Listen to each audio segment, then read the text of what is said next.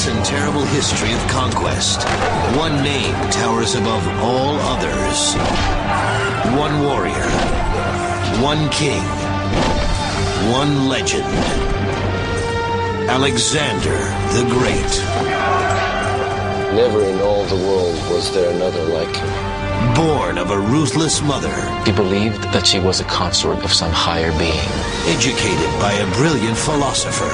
One of the most influential thinkers in the world, Aristotle. Driven by a domineering father. They swiftly drew their swords. Then the blood really flowed. A Macedonian warrior at 14. A general at 18. King at 20. Commanding 40,000 troops, hungry for total war. Leaving a grand legacy and a controversial history that endure to this day.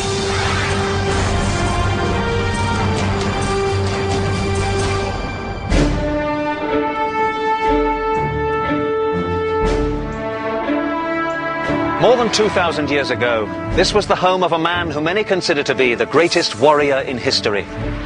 We are in northern Greece, at the remains of the ancient city of Pella, where once stood the palace of King Philip II of Macedon, the father of Alexander the Great. In the 4th century BC, Alexander was raised here to conquer the world. We are going to explore the journey of those conquests, which span 12 years, 22,000 miles, and cover the territories of what are now Greece, Turkey, Lebanon, Egypt, Iran, Iraq, Afghanistan, and Pakistan. We're going to examine the complex personality of a man who may have considered himself to be a god, and yet who died a mere mortal at the age of 32. Like Alexander, we too have a mission: to answer questions that have been debated by historians for centuries. Who was Alexander? What drove him on? And how could he, at such a young age, have conquered such a vast empire? Most of what we know about Alexander the Great comes from 4 ancient historians who wrote several hundred years after Alexander died in 323 BC. They based their manuscripts on the journals of men who lived and fought alongside the legendary warrior. The historians include Arrian, a Greek author and statesman, Diodorus of Sicily, Curtius Rufus of Rome, and the Greek philosopher Plutarch, the only writer to document Alexander's boyhood and devote considerable time to analyzing his character. When the portrait painter sets out to create a likeness, he relies above all upon the face and the expression of the eyes, and pays less attention to the other parts of the body. In the same way, it is my task to dwell upon those actions which illuminate the workings of the soul. And so we begin the astonishing tale of one man whose short life of 32 years gave him historic immortality. It is 356 BC, the year of Alexander's birth. In an area of northern Greece known as Macedonia, or Macedon, King Philip II rules a population that other Greeks consider inferior. We get this impression that the Macedonians are barely literate, that they are boorish, that they are beneath the high level of culture that is exhibited by many Athenians, and furthermore that they're dangerous, as represented by the king, Philip II. But the Macedonians are very wealthy. They control areas filled with gold and silver mines. Philip exploits these riches to the fullest. He assembles, trains, and equips an army that is one of the finest in the world. The reign of Philip was a developing awful shock for them, that this disorganised Macedonian kingdom had suddenly become organised. Thanks to the mines, it had enormous economic power. But where there is power, there is also passion. In 357 BC, at age 26, Philip becomes passionately involved with a young woman named Olympias from the Greek region of Epirus. He asks her hand in marriage, and Olympias agrees to become one of his numerous brides.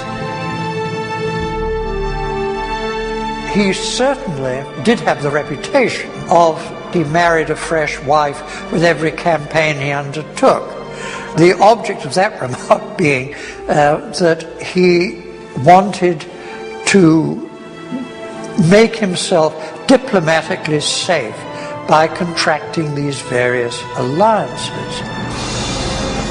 Philip is smitten with the beauty of Olympias, but he is not fully aware that she has an eccentric, wild side, associating herself with mystic cults and mythologies. She's a fiery character, and she is political, she is religious, but above all, she's dynastic. Make no mistake about it, Olympias's main interest throughout her life was clearly getting her son Alexander onto the throne. I think she was, as far as the succession of her son Alexander was concerned, absolutely ruthless.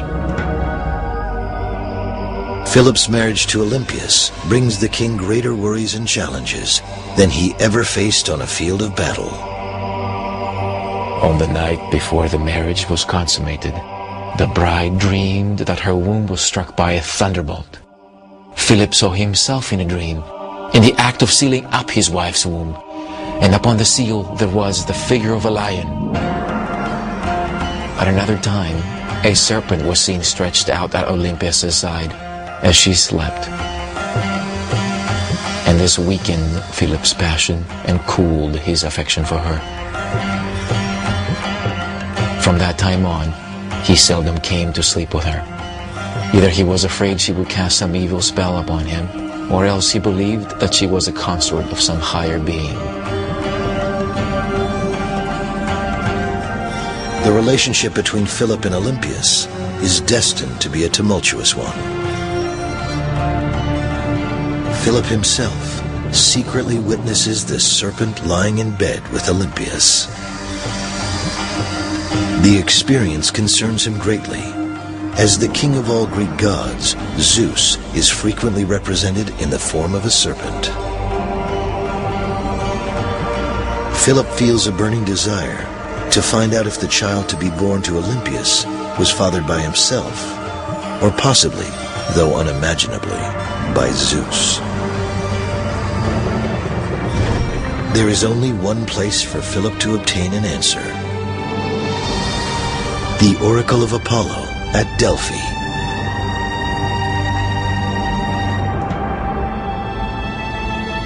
This is how Delphi appeared in the 4th century BC, a bustling center of worship, commerce, and athletic competition.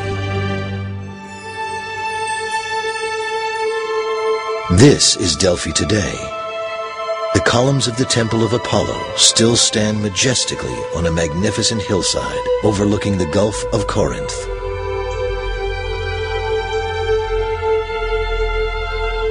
For us, when we hear the word, the Oracle of Delphi, what we understand is the place.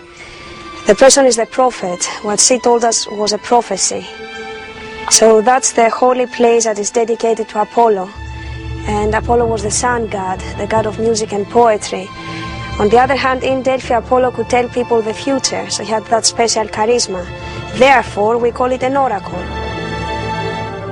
So that's the Oracle of Delphi. Inside the oracle, you can see the treasuries, the statues, the dedications, the temple. That's the most important building. Underneath was the cellar, the holy room, Aviton. There was the priestess. From there she would tell people the future.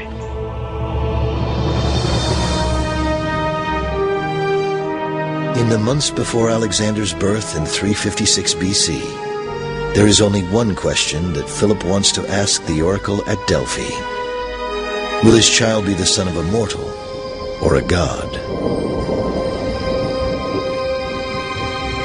Philip sends an emissary here to Delphi to consult with the Oracle of Apollo about the meaning of what he has witnessed. The oracle, while not directly acknowledging that Alexander would be the son of a god, tells Philip to make sacrifices to Zeus and to revere him above all other deities.